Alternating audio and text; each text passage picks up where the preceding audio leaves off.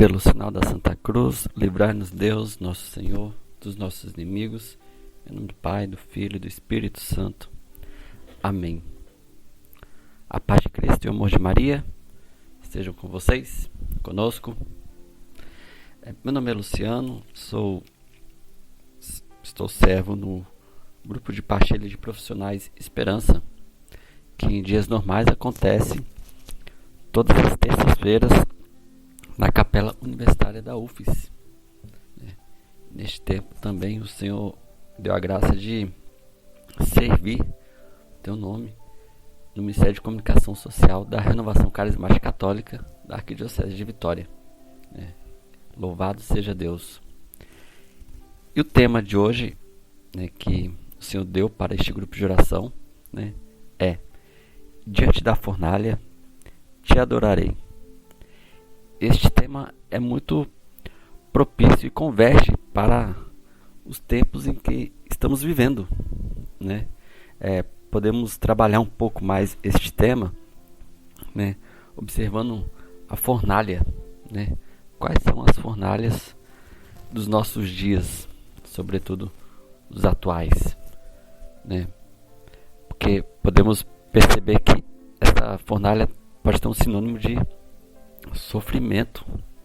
Então, por exemplo, a questão da quarentena, que por algum motivo se estendeu um pouco mais do planejado, planejado pelo homem, isso de alguma maneira traz um certo sofrimento, uma angústia, porque imagina uma pessoa totalmente ativa que trabalhava mais de 10 horas por dia, por gostar, estudava, ia na igreja todos os dias, tinha suas reuniões sociais e de repente não tinha mais nada disso.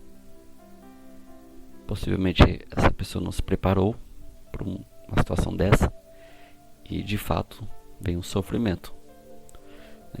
Há outros sofrimentos também, outras fornalhas, que é também uma doença, não apenas a que estamos vendo, mas as doenças que já estamos, entre aspas, dizer, habituados, que já conhecemos.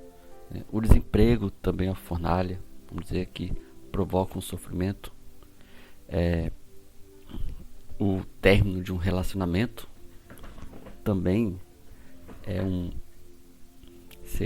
é uma fornalha, também provoca um sofrimento. Tantas outras fornalhas que existem que provocam sofrimento. E mesmo diante, desta fornalha, imerso, vamos dizer assim, desta fornalha, é tempo, sim, de adorar a Deus, louvar a Deus, bendizer, dar graças a Deus. Então, o Senhor nos convida a adorar ao teu nome. Assim diz o salmista, no Salmo 150, versículo 6. Todo ser que respira, louva ao Senhor. Então, é o nosso chamado, louvar ao Senhor. Você pode recordar também algumas personalidades que conhecemos da própria Escritura. Jó, no fim das suas coisas materiais, saúde, enfim, quando já não tinha mais nada, ainda assim bendizia ao Senhor. Pedro e Silas na prisão, jogados no porão do cárcere, à meia-noite, possivelmente no frio ou no calor extremo, na umidade daquele porão, cantavam hinos de louvores a Deus diante de um sofrimento tal. No caso dos Silas e Paulo, eles, antes de ser jogados no cárcere, na prisão, eles foram açoitados. Imagina quão a dor. Mesmo assim, não deixaram de louvar o Senhor, porque o sofrimento é uma etapa para cumprir, os planos de Deus em nossas vidas, nós temos um chamado universal que é a santidade, né? E um coração que louva e que é eternamente grato consegue amadurecer tal sofrimento e chegar mais próximo ou até mesmo à santidade, né? E o Senhor nos dá uma palavra para este grupo de oração, né, que está em Daniel capítulo 3, versículo 14 a 24, né? E contextualizando, na época Nabucodonosor, ele mandou construir uma estátua de 30 metros de altura, 3 de largura, banhado a ouro, né, toda de ouro, e ordenou ao reinado, né, que ao passar diante desta estátua gigante, deveriam sim se ajoelhar, né, e adorar a estátua e aos deuses que este rei acreditava. E neste reinado existia alguns jovens, né, alguns homens piedosos, né, que vamos mencionar aqui no texto, né, que se recusaram. Então vamos conhecer a história desses homens, né, e como eles lidaram diante disso, né. Vamos no versículo 14. Então Nabucodonosor perguntou-lhe a Sidraque, Misaque e Abdenago: é verdade que vocês não veneram meus deuses, nem adoram a estátua de ouro que eu ergui?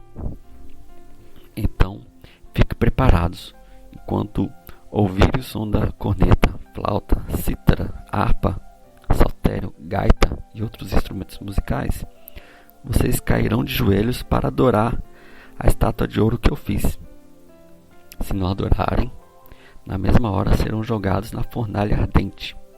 E quero ver qual é o Deus que livrará vocês de minha mão. Sidraque, Misaque e Abdenago responderam ao rei: não precisamos responder nada a esta ordem. Existe o nosso Deus, a quem adoramos, e que nos pode livrar da fornalha ardente e libertando-nos da mão de vossa majestade. Mesmo que não aconteça, fique vossa majestade sabendo que não adoraremos o seu Deus, nem adoraremos a estátua de ouro construída por vossa majestade. Nabucodonosor ficou tão furioso com Sidraque, Misaque e Abdenago que seu rosto emparecedeu. Então mandou acender a fornalha, um fogo 7 vezes mais forte que de costume, e depois mandou que seus soldados mais fortes do seu exército amarrassem Sidraque, Misaque e Abdenago e jogassem na fornalha ardente. Então amarraram vestidos com suas túnicas, calções, gorros e outras roupas e atiraram na fornalha ardente. Como a ordem do rei era rigorosa e o fogo da fornalha era extremamente forte, aconteceu que as labaredas de fogo mataram aqueles que foram jogar Sidraque, Misaque e Abdenago. Os 3 homens, porém, foram cair amarrados dentro da fornalha ardente. Sidraque, Misaque e Abdenago ficaram passeando no meio das labaredas, cantando hinos a Deus, louvor ao Senhor. Graças a Deus. E é muito claro, né, esse relato e a postura deles, né? Podemos pegar alguns trechos, né, e refletir um pouco mais no versículo 17 e 18, né? Existe o nosso Deus a quem adoramos e que nos pode livrar da fornalha ardente, né? Aqui os 3 homens, né, eles falam que apenas um Deus existe e este é apenas o único Deus que deve ser adorado, né? Estátuas não, outros deuses não, apenas um Deus, né? E quando se louva ao Deus, né, a Jesus, como quando se bendiz a Jesus, né, ele nos liberta de maneira tal que nos pode levar para mais próximo dele, né? No último minuto de sua vida, aquele ladrão que estava ao lado de Jesus na cruz se arrependeu, bendizeu a Deus, e a promessa na vida dele foi cumprida, né? O próprio Jesus, né? Logo mais estaremos juntos, né? Próximo ao Pai. E no versículo 18, né? Aqueles 3 homens vai nos ensinar que o louvor e a adoração não deve acontecer por interesse, mas por vontade própria, né? Ele diz assim: mesmo que não aconteça, fique sabendo, vossa majestade, que não adoraremos o seu Deus nem a sua estátua, né? Então, o louvor e a adoração não deve ser por interesse, deve ser por eterna gratidão. E por que deve ser por eterna gratidão? Porque Deus, né, Jesus na cruz, ele não se entregou para a sua salvação, a salvação de Jesus. Ele não se entregou para se salvar. Ele estava pensando em você, né? Santa Teresa de Calcutá, ela usa um termo interessante, que é: na cruz viu-se o excesso de amor de Deus por nós. Então, nós devemos louvar e adorar a Deus porque Jesus amou até a última gota por nós. Ele não foi egoísta e se matou para se salvar. Ele se entregou, né? Ele não se matou. Ele se entregou, fez a vontade do Pai, né?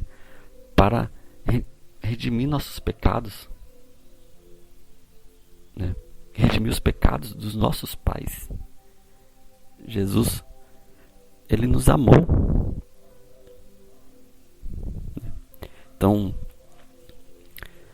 é muito claro, o louvor ele deve ser espontâneo e deve chegar aos ouvidos do Pai. Assim diz Santo Afonso de Ligório que a oração, né, o louvor, né, o diálogo com Deus, ele soa como delícias aos ouvidos do Pai. Sobretudo quando verdadeiros, né, quando sem interesse. Por mais que vamos ao Pai adorar para pedir a cura. E se uma possível doença ou algum mal faz parte do plano de Deus para a nossa salvação?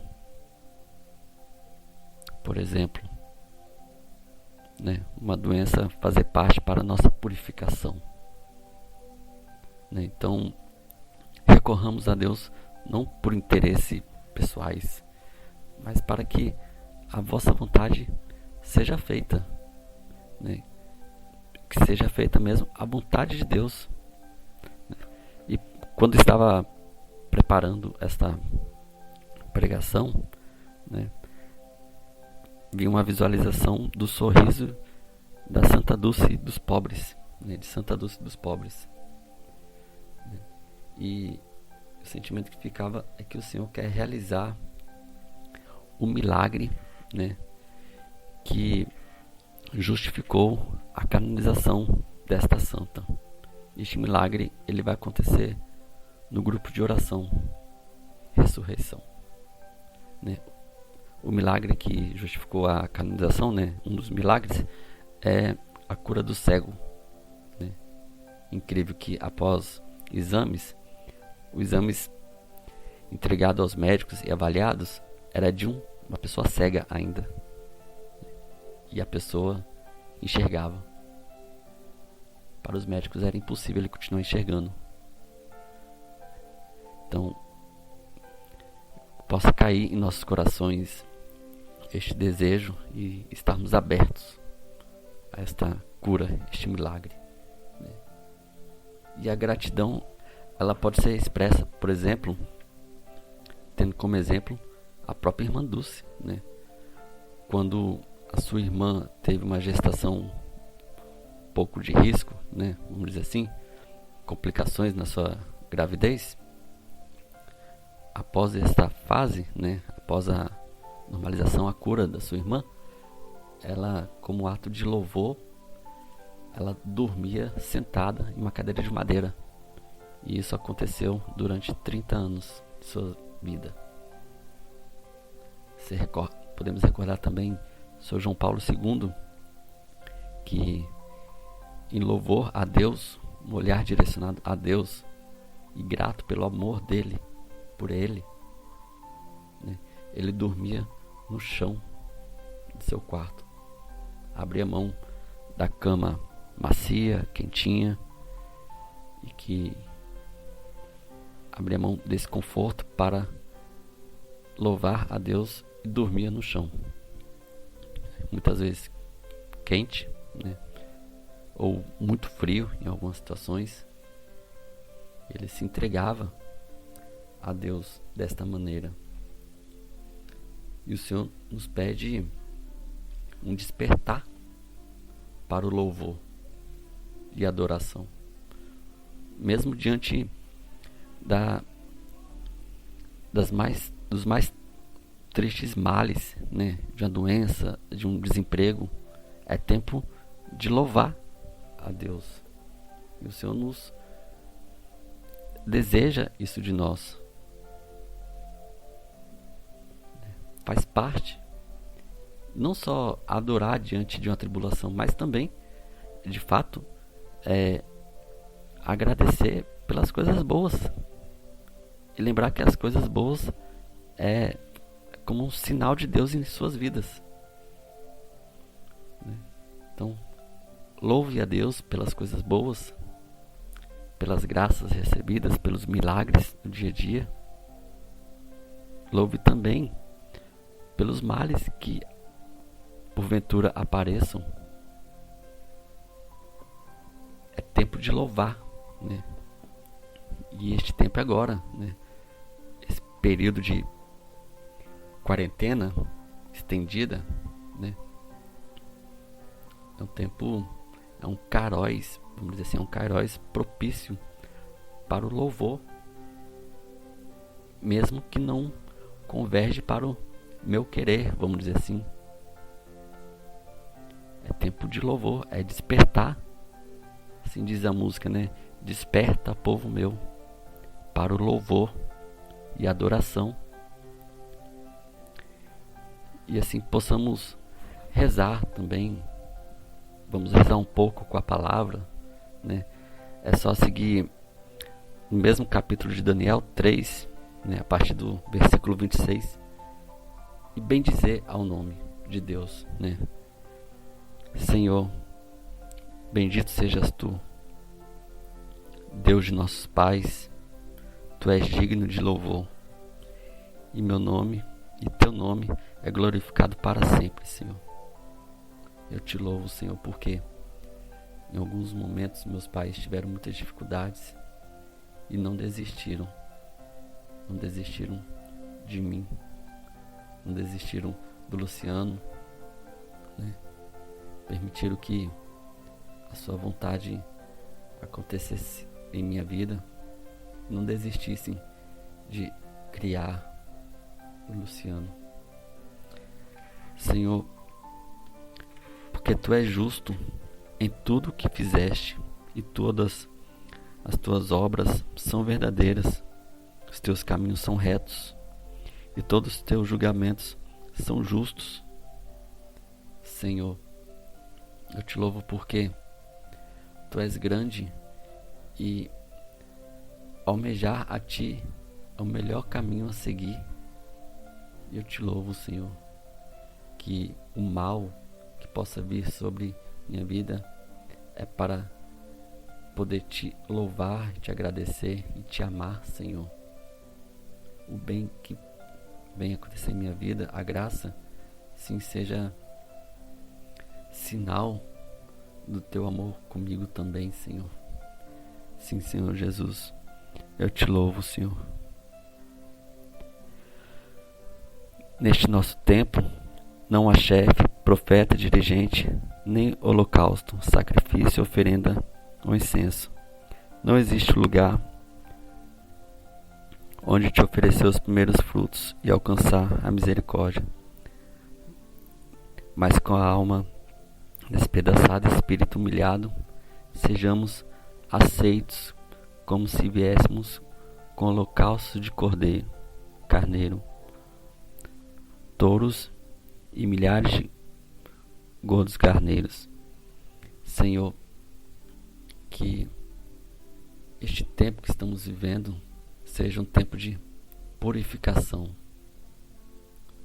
que possamos enxergar a Ti, Senhor, em nossas dificuldades, em nossos sofrimentos.